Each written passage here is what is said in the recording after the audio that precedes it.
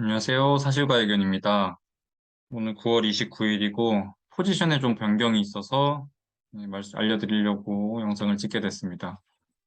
제가 원래 이렇게 매일매일 영상을 찍고 그러진 않는데 그래도 요즘 포지션 스위칭하는 부분이 몇 개 있어서 알려드리려고 요즘 좀 짧게 짧게 영상을 좀 올리고 있습니다. 오늘 일단 단기 반등 보고 들어갔던 투자는 청산을 했어요. 청산한 이유나 뭐를 보고 했는지에 대해서는 뒤쪽에서 설명을 드릴게요. 한 1% 정도? 그냥 그 갭 상승해서 올라갔던 부분, 시초가 부분이 깰 때쯤에 그냥 정리했어요. 그래서 뭐 레버리지로 들어갔었고, 보시면 레버리지로 들어갔어요. 그냥 상승 배팅이 아니라 레버리지로 들어갔어요. 분할 매수 뭐 그런 것도 아니고 그냥 몰빵으로 해서 이 레버리지 쪽으로 진입을 했고, 수익은 레버리지다 보니까 1% 상승 먹어서 한 2% 정도 먹고 청산을 했습니다. 이게 어제 제가 그 올려드린 영상 찍을 때 미장 상황이었어요. 보시면 제가 다 원화 상태여가지고 국내 시장에 상장되어 있는 ETF를 거래를 하거든요. 그래서, 그러니까 이미 다 종료가 되어 있어요. 투자가. 미장이 열리기 전에. 국장에 있는 미장 투자를 왔다 갔다 하다 보니까 그리고 요번에 들어간 상승 배팅은 코스피 쪽에다가 레버리지로 들어간 거였고. 그래서 이걸 뭐 촬영을 하거나 이럴 때는 대부분 투자가 이미 종료된 상태로 보시면 돼요. 그래서 뭐 요거 보고 움직이거나 뭐 그럴 리는 없고. 네, 그래서 이제 어제도 저걸 사놓고 밤이 됐는데 이 9시 13분.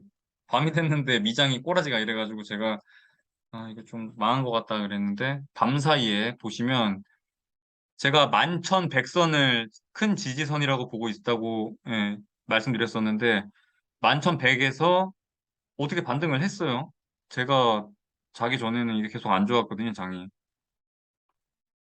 근데 심지어 그 반등이 그냥 적당히 오른 것도 아니고 11,100에서 11,547까지 올라갔다 온 거 보니까 거의 400포인트 가까이가 올라갔어요. 그러니까 거의 3%포인트 급등을 한 거죠. 그리고 뭐 나스닥 종합지수 같은 경우에는 2%포인트, 2% 상승한 걸로 마무리된 걸로 제가 확인을 했는데 요거는 선물입니다. 나스닥 100 선물이에요. 그래서 어제 밤에 자기 전에 미장 꼬라지가 이래가지고 좀 잘 안 됐나 그랬는데 밤중에 상승하고 끝나서 아침에 눈 딱 떴을 때 제가 어땠겠어요? 와, 잘 맞췄다. 심지어 어떻게 들어갔어? 레버리지로 들어갔었죠. 그래갖고 와, 개 나이스다 했는데 조금 달랐죠. 그래서 일단 나스닥 시장 괜찮았어요. 어제 장중에 빠지던 거 다 회복하고 상승으로 마무리하고 끝났고 우리나라 장이 열렸죠. 우리나라 장이 열리고 나서 갭상승 1.2%인가? 갭상승해서 시작을 했죠. 그래서 쭉 올라가서 1.8%. 제가 제가 지금 하고 있는 게 코스피 200의 레버리지니까 그거는 제가 수익률 확인할 때 4%까지 올라갔던 것 같아요. 그래서 되게 잘 됐네. 그래서 저는 쭉 상승할 줄 알았어요. 밥 먹으러 나갈 때까지도 이게 괜찮더라고요. 근데 갑자기 꼬꾸라지기 시작해서 시초가 부셨죠, 여기서 한번. 시초가 깨는 거 보고 좀 이상하다 싶었는데 여기 보시면 환율도 제가 이거 환율이 되게 높기 때문에 외국인들이 환율이 오버슈팅한 부분에 대해서 외국인들이 들어올 여지가 많다. 왜냐면 외국인들 입장에서는 달러를 가지고 원화로 바꿔서 들어오는 거기 때문에 이렇게 원화가 평가절하되어 있는 상태면 충분히 먹으러 들어올 거라라고 그러니까 미끼로서 충분히 괜찮다고 봤어요. 왜냐하면 이게 오버슈팅 된 거라고 봤기 때문에. 그래서 이거 이 오버슈팅 된 거 먹으러 들어오기 되게 좋아 보인다 했는데 보시면 2시 45분까지 장중 내내 상승하더라고요, 이게. 그러니까 생각보다 안 들어온 거예요, 외국인 자금이.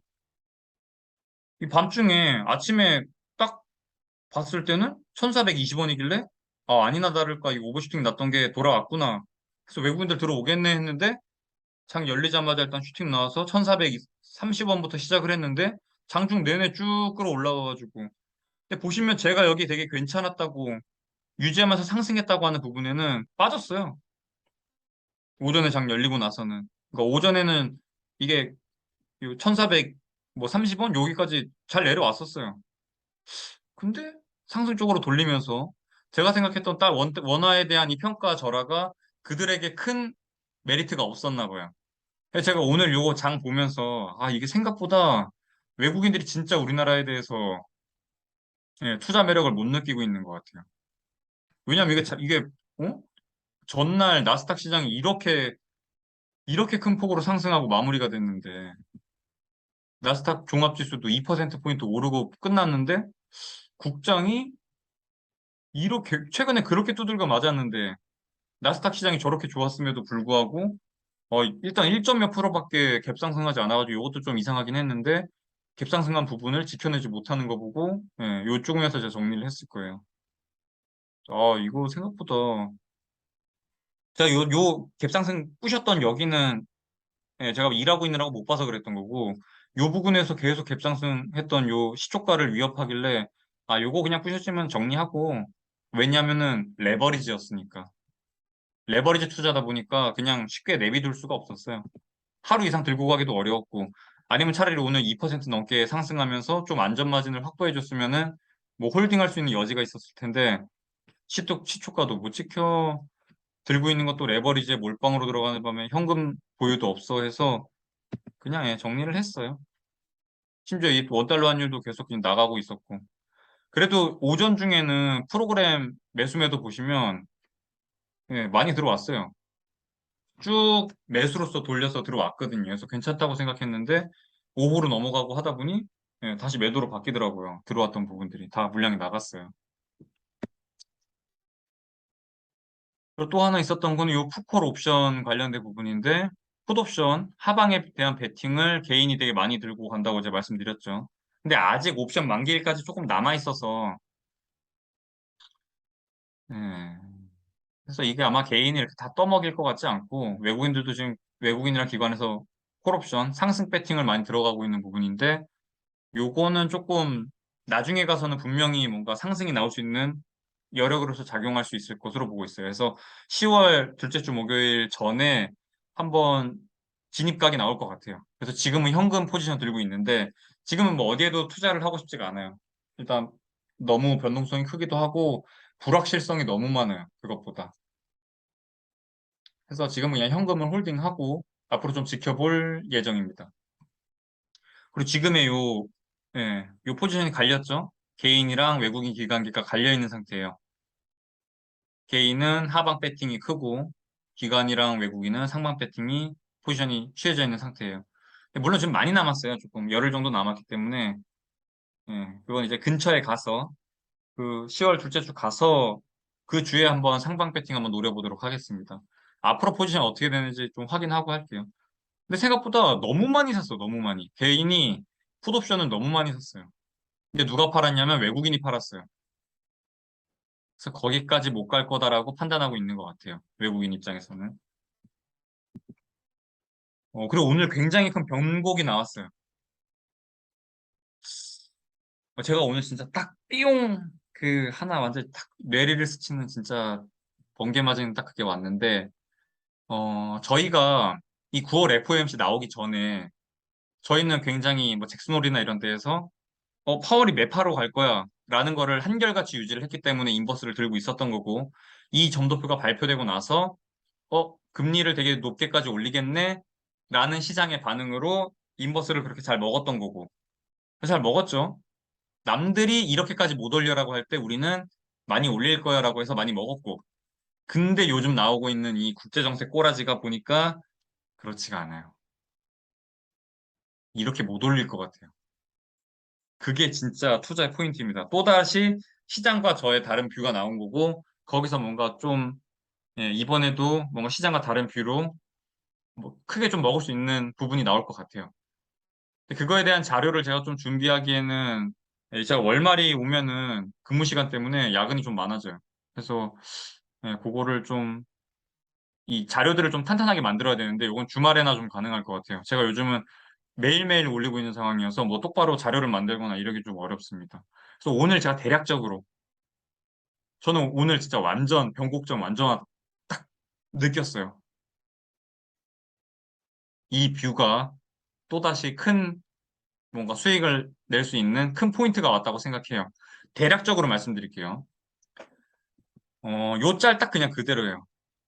미국이 다른 나라들을 뚝딱 패고 있는데 이 영화 다 아시죠? 바람. 뭐 대한민국 남자라면 뭐 몇 번씩은 봤을 영화인데 요 앞에 다른 일진 애들은 그냥 딱 버티고 서가지고 선생님이 때리면은 딱 다섯 대씩 맞고 딱 들어가요.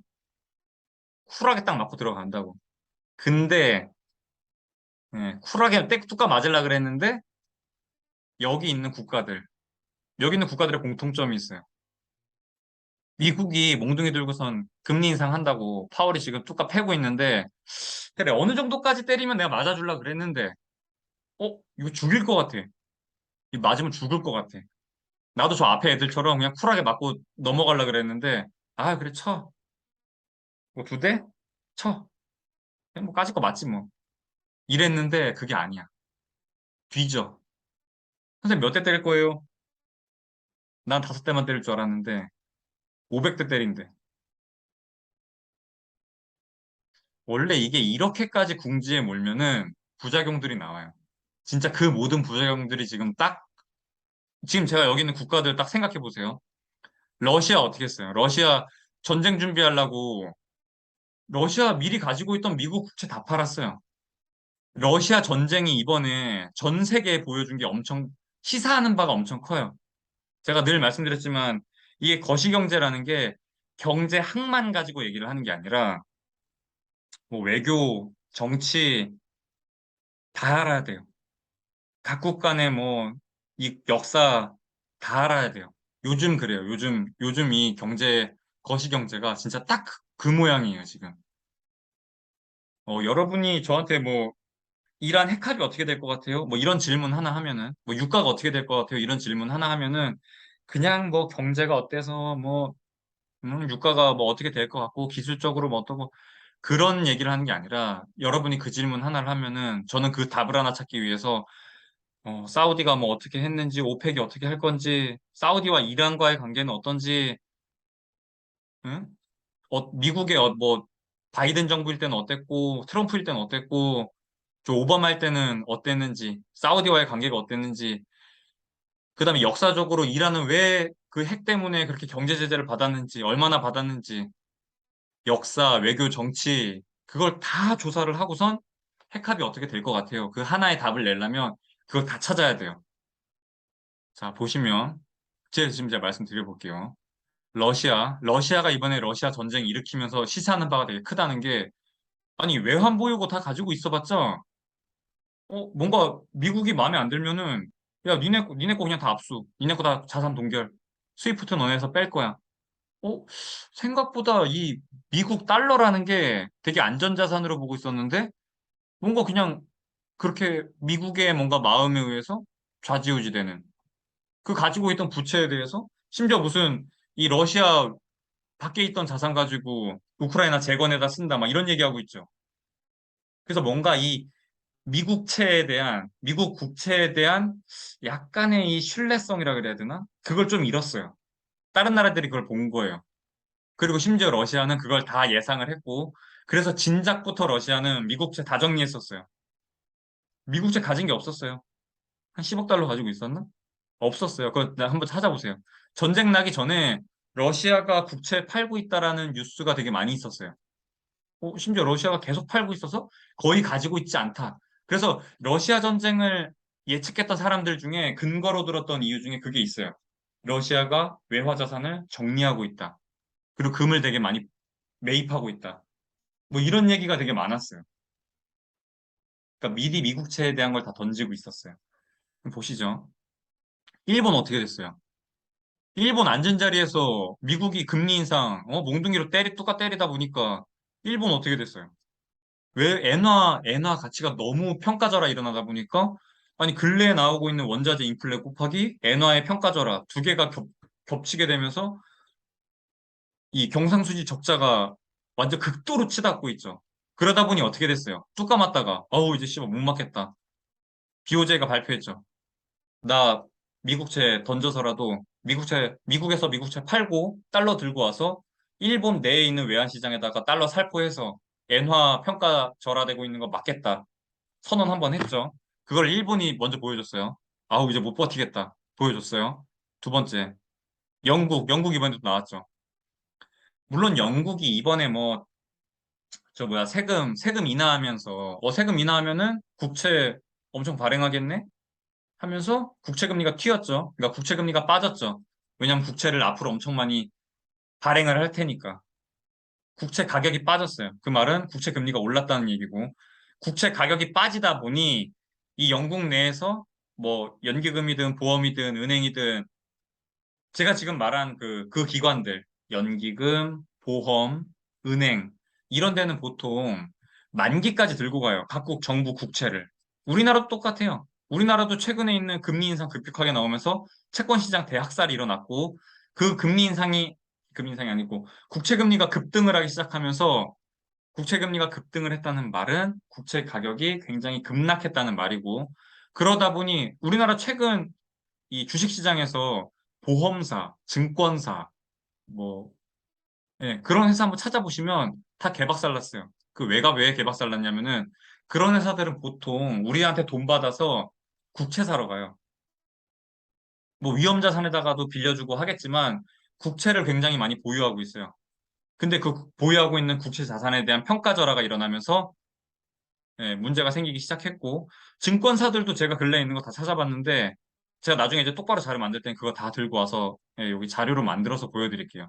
오늘은 이렇게 살짝 맛배기로만 잘 보여드리고, 주말 중에 그 똑바로 자료 좀 정리해서 보여드리겠습니다.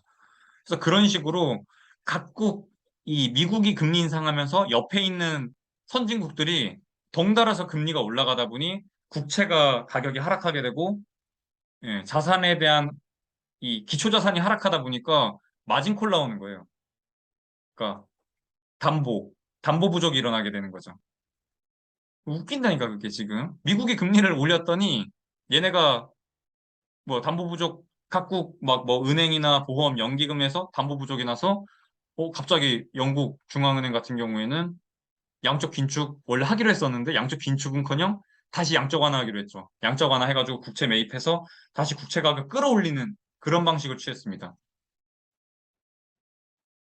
네. 이게 지금 그러니까 이 금리를 올림으로써 일어나는 부작용들이 이 나라들이 지금 버티질 못해요. 쿨하게 선생님한테 뚜까 맞고 들어가면 되는데 쿨하게 맞을 수가 없어요. 죽겠는데 뭐.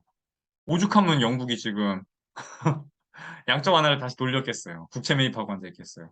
국채 가격 유지하려고. 그 각국 국채, 정부 국채 가격이 하락하고 있는 부분. 이게 진짜 엄청 부담이에요, 지금. 근데 러시아가 그걸 보여줬고, 미국채 금리 다 던지면서.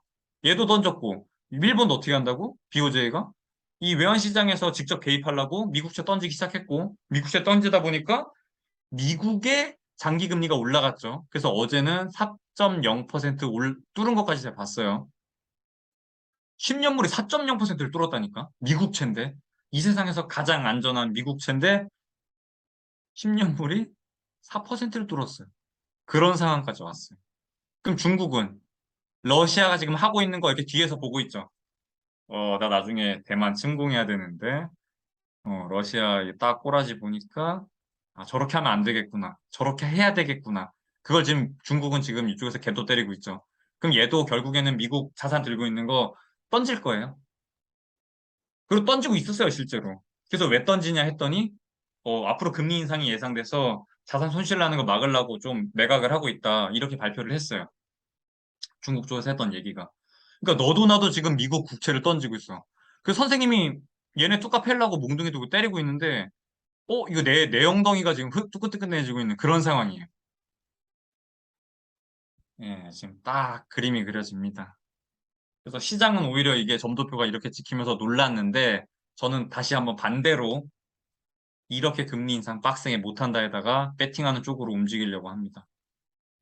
그래서 요거 제가 지금 오늘은 이렇게 좀 퍼즐 조각이 좀 맞춰지고 있는데, 그거를 지금 좀 말로 이렇게 좀 예, 오늘 좀 맛배기라고 생각하시고 제가 그 자료를 다 들고 올게요.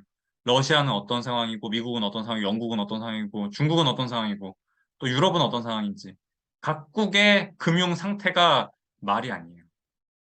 그 대들잖아 지금 미국한테 타격을 주고 있다고 이 각국의 나라들이 선진국들이 선생님한테 맞아가지고 버티질 못하니까 아우 배째 씨, 죽겠다 내가 그런 상황이에요. 그래서 제가 보니까 결국에는 이번에 영국도 결국에는 항복했잖아요. 되게 영국은 진작부터 되게 빅스텝으로 올리고 있었어요. 긴축 되게 빠르게 진행하고 있었는데도 불구하고 갑자기 양적 완화로 돌리는 그 견고하게 뭔가 이렇게 버티고 있던 모래성이 이 국채 금리가 상승을 하다 보니 갑자기 그걸 기초자산으로 가지고 있던 담보로 가지고 있던 연기금이나 뭐 보험이나 이런 곳에서 담보 부실이 발생했고 그걸로 인한 다시 한번 국채 금리가 상승하게 되는 스파이럴로 발생되는 그게 나왔고 이번에 부작용이 나왔죠. 이번에 영국 사태를 딱 보니 미국도 비슷한 꼬라지가 나올 거라고 봐요. 미국 10년물 4% 넘는다는 말, 와, 이건 진짜 너무 말도 안 되는 거였는데, 일본이 그거를 끼얹었었죠. 그래서 제가 생각할 땐 중국도 조만간 전쟁을 일으켜야 되기 때문에, 저는 중국 전쟁, 대만 침공 확률 99%로 보고 있는 사람이에요. 그게 언제가 될지는 모르겠지만, 두 번째 전쟁은 분명히 전쟁하기 너무 좋은 상황이에요. 러시아가, 여기가 에너지 안보가 진짜 문제였는데, 러시아 전쟁하면서 수출길 다 막혔죠. 근데 그거 누구한테 팔아?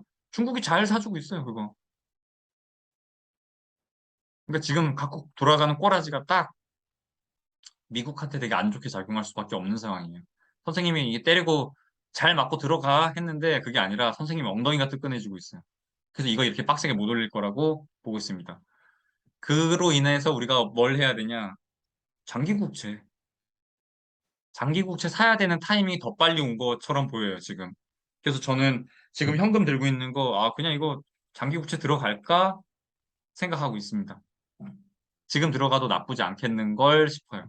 그래서 내일이라도 뭐 4% 넘거나 하면은 뭐 언제든 진입할 수 있을 것 같아요. 인버스는 지금 들어가기에는 조금 부담돼요. 인버스 지금 뭐 나스닥 엄청 많이 빠지고 있는데 지금 진입하기에는 조금 부담스러운 자리라고 보입니다. 그래서 그냥 다음 2단계로 넘어가는 거를 조금 서두를 시점으로 보입니다. 그래서 시장이랑 조금 다른 뷰가 생겼어요. 여기에서 다시 한번 투자 포인트가 생겼다고 보고 요 여러분을 설득하기 위한 요 자료 준비하는 거는 주말쯤에 제가 다시 한번 방송 진행하도록 하겠습니다. 여러분 뭔가 장이 좀 안 좋아서 그러니까 이걸 보고 있는 분들이 다 인버스 투자한 것만 있진 않을 거 아니에요. 근데 최근에 나오고 있는 게 좀 큰 폭으로 하락하고 있는 게 너무 밀어내고 있어요. 이러면은 반등 옵니다. 반등 와요. 이번에 영국도 보셨죠? 이거 부러지니까 다리 부러지니까 결국에는 양쪽 하나로 돌리면서 어제 그렇게 급등 나온 거 아니에요. 그 꼬라지가 미국에서도 한번 나오지 않을까 싶어요. 좀만 버티면 그거 나올 거라고 보고 있어요. 그러니까 너무 그 기회가 오면 정리합시다. 진짜 제발. 제가 중간에 뭐 있어. 나스닥 차트를 제가 안 들고 왔는데 중간에 이거 상승이 있었잖아요. 제가 그때 그랬잖아요. 신이 주신 기회라고 이거 정리해야 된다고. 첫 번째 인버스 정리하고 나서 상승에다 배팅할 때 신이 준 기회가 왔다. 인디안 썸머, 회광반조, 응? 해가 지기 전에 가장 밝은 때, 또 뭐야, 인디안 썸머, 겨울이 오기 전에 따뜻한 고온 현상, 그 겨울 온다. 고온 오기 전에 따뜻한 거 한번 온 거니까 제발 정리 좀 하자. S&P 4250에서 정리합시다라고 했던 건데, 그때마저도 정리 안 한 형들이 우리 방에도 많이 있죠. 한 열 몇 분 있던 것 같은데, 혹시라도 이번에 단기 반등 나오면 같이 정리 좀 합시다, 진짜. 안 그러면 제가 계속 어쩔 수 없이 경기에 대해서 안 좋은 말밖에 못 하기 때문에 제 걸 보는 게 좀 불편할 거예요. 주식 들고 계신 분들은. 좀만 좀 버티면 분명히 반등 나옵니다. 이렇게 하염없이 빼고 그런 건 없어요. 분명히 반등 나올 거고 최근에 많이 빠졌으니까. 주말 내일이면 이제 금요일이네. 한 주 마무리 잘 하시고 주말 중에 제가 오늘 약간 말씀드린 요 부분들 각국의 상태가 이 꼴이 말이 아니다. 투자 포인트가 나온 이 부분 사람들은 이렇게 올라간다고 지금 보고 있는 것 같은데 우리는 그거보다 다른 뷰가 생겼으니까 투자 포인트로 삼아서 성투 한번 합시다. 오늘은 여기까지 하겠습니다. 빠잉!